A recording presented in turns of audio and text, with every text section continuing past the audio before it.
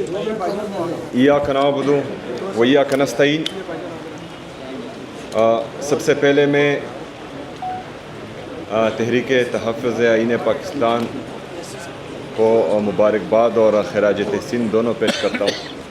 बहुत बेहतरीन कौमी कॉन्फ्रेंस जारी है और इंशाल्लाह हम पर उम्मीद है कि जब ये ख़त्म होगा तो इंशाल्लाह ताला नतीजा खेज़ ख़त्म होगा। जैसा कि अभी हमारे एक दोस्त ने बोला भी कि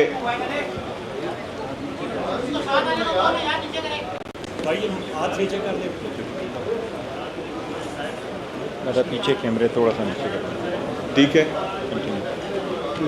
जैसे कि अभी हमारे एक दोस्त ने बोला कि हमने खैबर पख्तूनख्वा में तमाम सियासी जमातों का, मजहबी जमातों का, हर मकतबा फ़िक्र से लोगों का एक अमन जिरगा किया खैबर पख्तूनख्वा असम्बली में,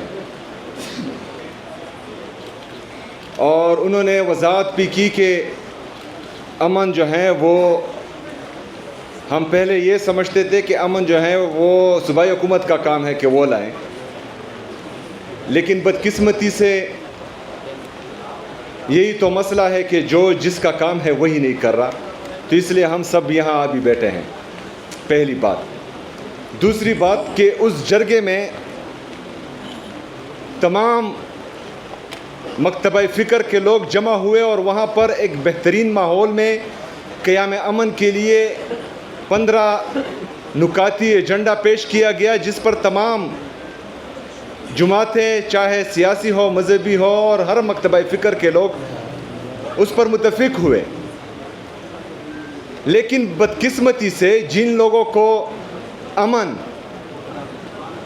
घाटे का सौदा होता है और जिनका जंग में ही खैर होता है, उन्होंने ये सारा प्रोसेस सबोताज करने के लिए जरगे में हमारे आए हुए मेहमान जिनका ताल्लुक़ PTM से था, उनको असम्बली से बाहर उठा लिया।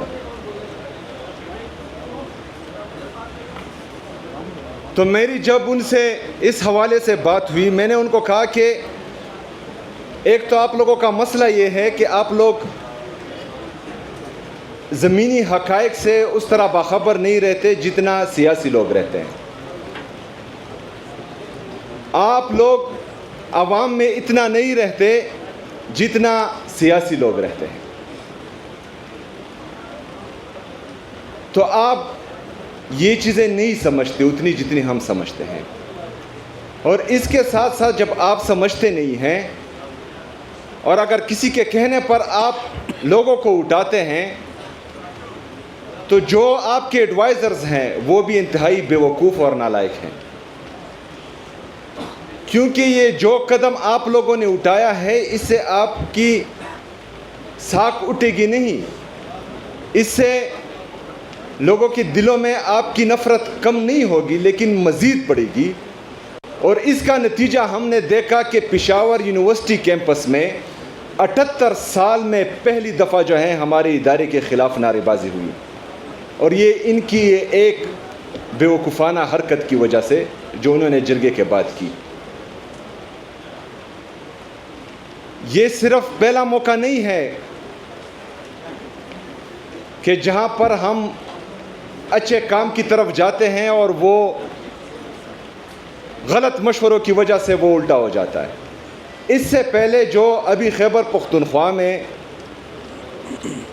दहशतगर्दी लाई गई है,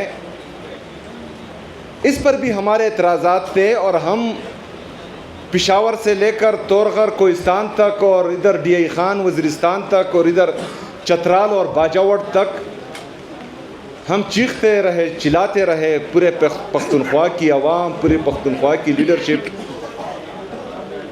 कि आप एक दफ़ा फिर इनको ला रहे हैं तो ये आप खैबर पख्तूनख्वा का नुकसान भी कर रहे हैं और पाकिस्तान का नुकसान भी कर रहे हैं। ये बंद कमरों की पॉलिसियाँ जो आप बना रहे हैं, ये आपके लिए भी नुकसानदेह हैं, ये पाकिस्तान के लिए भी नुकसानदेह हैं।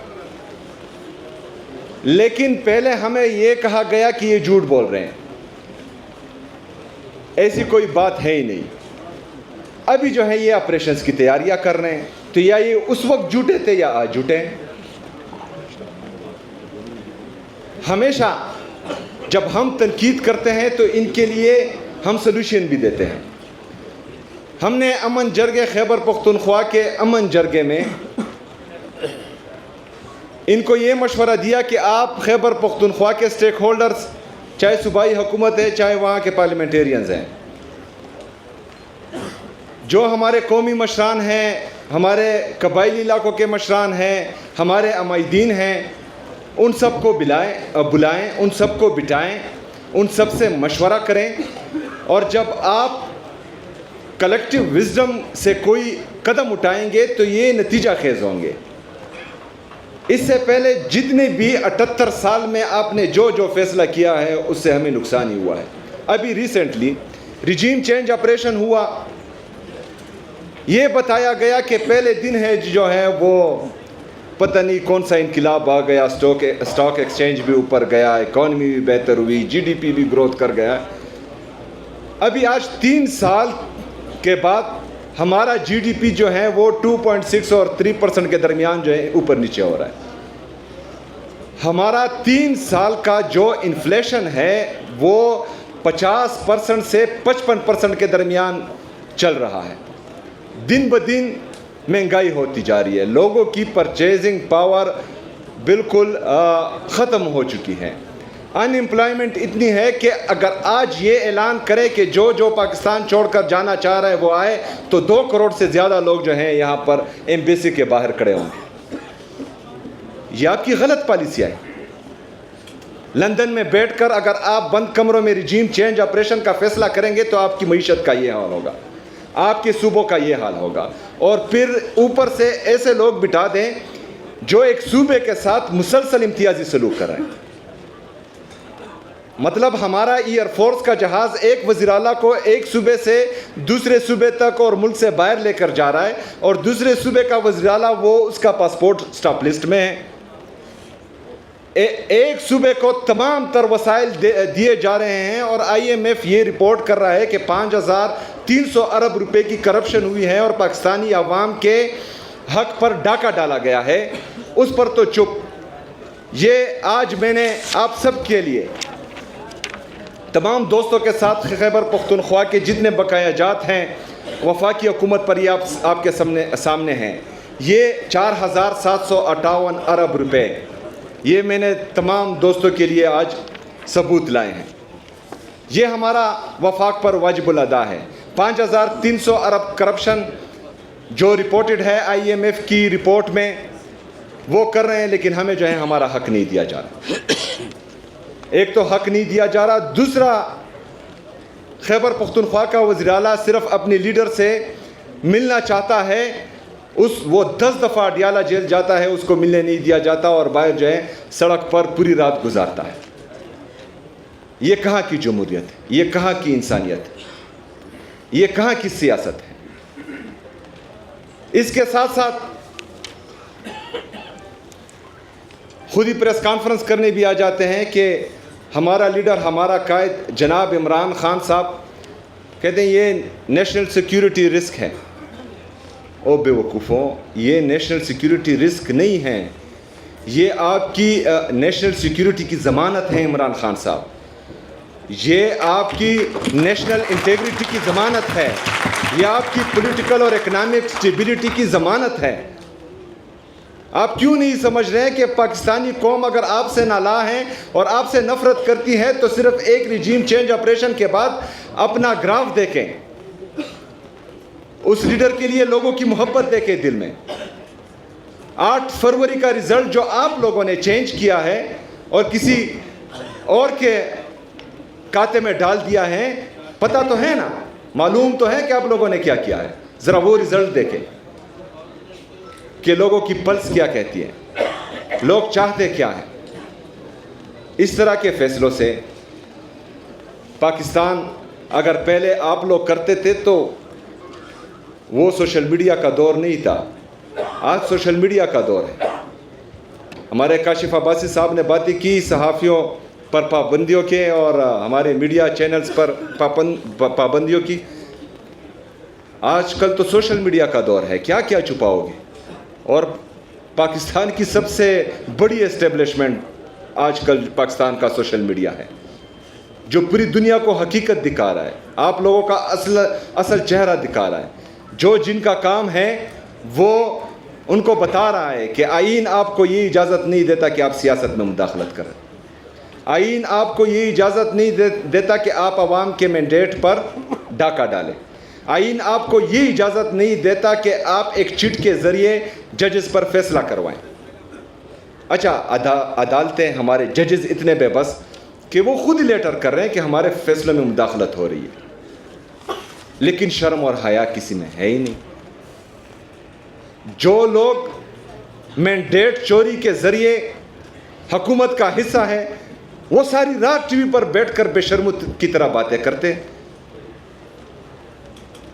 مطلب مجھے تو سمجھ نہیں آتی کہ یہ شرم, حیا, عزت, غیرت انہوں نے الماری میں بند کر رکھی ہے کہ پتہ نہیں کہاں پر رکھی ہے, اور تالی بھی لگائے ہوئے ہیں کہ جس طرح کا وہ جھوٹ بولتے ہیں لوگ جو ہیں دیکھ نہیں سکتے اب ان کے چہرے. لیکن اس طرح یہ ملک چلے گا نہیں. ٹھیک ہے, آپ اپنی انا بغض میں ایک آدمی کو تو وہ جیل میں بٹھایا ہوا ہے ناحق, اس کی اہلیہ بشرا بی بی کو بٹھایا ہوا ہے ناحق جیل میں, ان کی بہنوں پر آپ تشدد تو کر رہے ہیں, ان کے کارکنوں پر آپ جو ہیں وہ لاٹھی چارج کر رہے ہیں, گولیاں چلا رہے ہیں, چادر چار دیواری کی پامالی مسلسل کر رہے ہیں. لیکن اس سے آپ لوگوں کے دل جو ہیں وہ اپنی طرف موڑ نہیں پائیں گے. یہ آپ پاکستان کو مزید خراب کریں گے, اس سے جو ہیں ادارے مزید کمزور ہوں گے, اس سے لوگوں کے دلوں میں اداروں کے لیے نفرت مزید بڑھے گی, اور اس سے جو آپ پاکستان کی معیشت کا بیڑا غرق کر رہے ہیں, جس پر میں نے کل بھی بات کی کہ ہم 80,000 ارب روپے کے مقروض ہو چکے ہیں آج, جس میں 36,000 ارب روپے ہمارا بیرونی قرضہ ہے جو ہمارے ڈالر کے ریٹ کے ساتھ منسلک ہے. ہمارا ڈالر کا ریٹ فارن ریزرو کے ساتھ منسلک ہے. ہمارے فارن ریزرو اگر آج $20 بلین ہیں تو اس میں آپ کا 70% حصہ یا IMF, world bank, Asian development bank کے لون کا ہے, یا دوست ممالک نے آپ کو جو ہے خیرات دی ہوئی ہے وہ پڑا ہے. 3 سے 4 ارب روپے جو ہیں وہ آپ کے فورن ریمیٹنسز ہیں. ایکسپورٹ تو ہے ہی نہیں کیونکہ آپ کا ٹریڈ ڈیفیسٹ جو ہے وہ $15 ارب تک پہنچ چکا ہے. تو اگر آپ سے یہ پیسہ دوست ممالک نے اور IMF نے واپس مانگا تو آپ کے ڈالر کا ریٹ 282 روپے پر جو انہوں نے آرٹیفیشلی لاک کیا ہوا ہے یہ 400 سے تجاوز کر جائے گا, 400 روپے سے بڑھ جائے گا. تو یہ 36,000 ارب روپے یہ آٹومیٹکلی آپ کے 50,000 ارب سے بڑھ جائیں گے, اور آپ کا ٹوٹل GDP 1,12,000 ارب روپے ہے. 80,000 ارب روپے اس کا 72% بنتا ہے. جب یہ آپ کا بیرونی قرضہ 50,000 ارب روپے سے بڑھے گا تو آپ کا ملک دیوالیہ ہو جائے گا. پھر آپ کہاں جائیں گے؟ آپ کا ڈیفینس کا بجٹ کہاں جائے گا؟ آپ کو جو ہے یہ 5,300 ارب روپے کا IMF کا رپورٹڈ جو آپ کرپشن کر رہے ہیں, آپ کے پیٹ کہاں سے بھریں گے؟ ملک تو دیوالیہ کر چکا ہوگا. تو تمام دوستوں کو یہ سمجھنا ہوگا, ہماری جتنی بھی پولیٹیکل پارٹیاں ہیں ان کو بھی, جو بند کمروں کے فیصلہ ساز ہیں, منصوبہ ساز ہیں, ان کو بھی, جو ان کو مشورے دیتے ہیں غلط ان کو بھی, کہ یہ جنگ صرف عمران خان کی نہیں ہے, یہ جنگ پاکستان تحریک انصاف کی نہیں ہے, یہ جنگ پاکستان اور پاکستانی قوم کی ہے.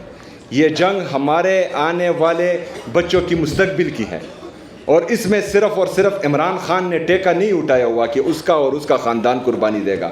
اس میں ہم سب نے اپنا کردار ادا کرنا ہے, ہم سب نے قربانی دینی ہے, ہم سب نے کڑا ہونا ہے, اور انشاءاللہ تعالی ہم سوال بھی کریں گے, ہم احتجاج بھی کریں گے, ہم اپنے حق کے لیے کڑے بھی ہوں گے, اور اپنے حق کے لیے کڑے ہوتے ہوتے اگر شہادت بھی ملتی ہے تو انشاءاللہ تعالی اس سے دریغ نہیں کریں گے.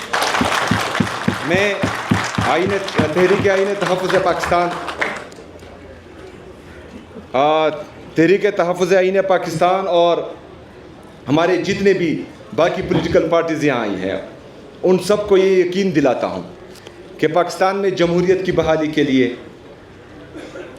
حقیقی آزادی کے لیے، آزاد میڈیا کی بحالی کے لیے، آزاد عدلیہ کی بحالی کے لیے، آئین کی بحالی کے لیے، پاکستان کی خودی اور خودداری کی بحالی کے لیے مجھ سے بحیثیت پاکستان تحریک انصاف کا ایک عام کارکن اور صوبے کا چیف ایگزیکٹو میں آپ کے ساتھ کھڑا ہوں. آپ کے ہر فیصلے میں آپ کے لیے میں آپ کے ساتھ انشاءاللہ تعالی چٹان کی طرح کھڑا ہوں گا اور آپ مجھے پہلے صف میں پائیں گے. شکریہ، مہربانی.